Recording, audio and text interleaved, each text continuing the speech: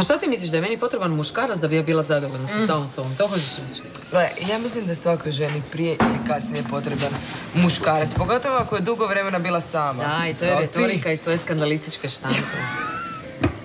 Gle, Nina, ti, kao, mislim, i svakog koji je jedan duži period bio sam, je u stanju pojesti prvog koji naiđe. Mislim, glad i glad. Razumiješ?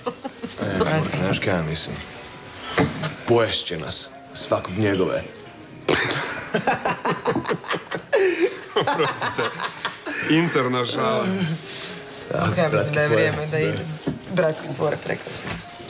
Hvala puno na ugodnoj večeri i ugodan nastavak druženja.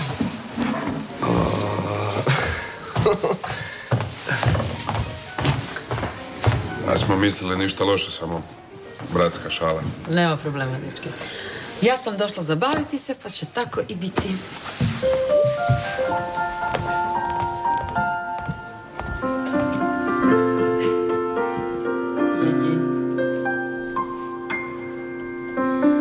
Pamtim samo sretne dane, pamtim samo one noći koje sam dijelila s tobom, sanjajući i ljubeći. Pamtim samo sretne dane, pamtim samo ona jutra koja bude naša tijela zagrljena kao mrtva. Ja nisam kao ti, da pamtim samo zlo.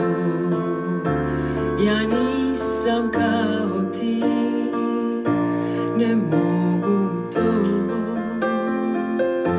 Ja nisam kao ti, da pamtim samo zlo.